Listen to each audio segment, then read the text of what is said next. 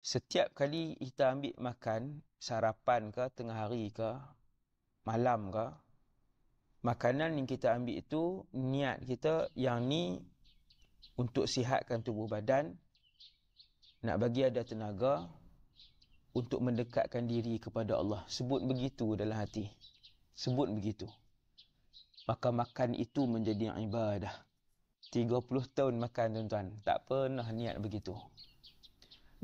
Sarapan ke, tengah hari ke, malam ke, makanan yang kita ambil itu, niat kita yang ni untuk sihatkan tubuh badan, nak bagi ada tenaga, untuk mendekatkan diri kepada Allah. Sebut begitu dalam hati.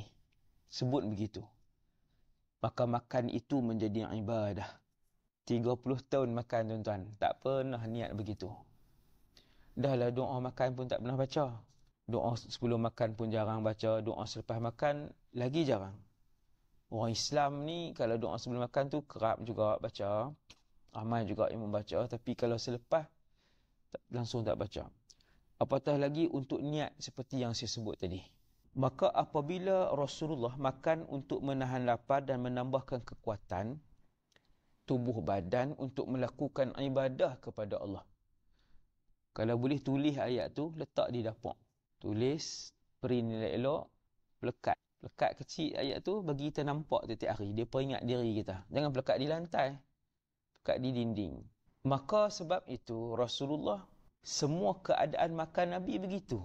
Yang saya tak boleh buat, kita semua tak boleh buat. Terutamanya orang Malaysia. Orang Malaysia yang kaya dengan jenis makanan. Kebanyakan keadaan makan Nabi adalah makanan yang sekadar untuk menahan lapar dan bagi kekuatan. Yang tu je. Tu Nabi tak pernah makan mewah, Ustaz? Pernah. Nabi pernah makan mewah. Nabi pernah makan madu, makanan yang mewah. Nabi pernah makan daging, makanan yang mewah. Makanan-makanan begitu. Nabi pernah makan. Maksudnya ia tidak haram. Dan ia tidak menafikan zuhud. Kita ni tuan-tuan, saya dan kita mengadap tiap-tiap hari. Makan mewah ni hari-hari. Sarapan saja mi goreng basah dengan ayam goreng dah. Sarapan. Sudah mewah sarapan. Dari segi makanan tuan-tuan, saya dan kita semua, yang pertama niat kita, kat tadi. Yang kedua, satu hari nanti, pastikanlah satu hari nanti kita mencapai tahap makan kita hanya untuk menahan lapar, nak tambah kekuatan. Boleh untuk makan mewah sekali-sekala, dan itulah kemuncak zuhud. Seperti yang Nabi buat. Qudwah kita yang tertinggi, ikutan kita yang tertinggi Rasulullah sallallahu alaihi wasallam, dan Nabi memilih di kalangan umat ini role model yang paling lengkap adalah Umar bin Al-Khattab. Beliau hebat dari segi iman, Umar ini hebat cemerlang dari segi kepimpinan, Umar ini hebat dari segi keilmuan dia. Dan yang keempat, Umar ini cemerlang dari segi ketakwaan dan kesolehan dia.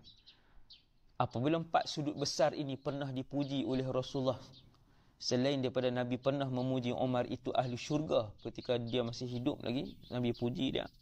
Dengan sebab itulah saya memilih untuk membaca andai umat ini tahu kehidupan Sayyidina Umar yang Allah redha dan yang Nabi sangat redha, supaya kita semua boleh tirulah, menjadikan salah satu daripada qudwah kita selain daripada yang utama Rasulullah sallallahu alaihi wasallam.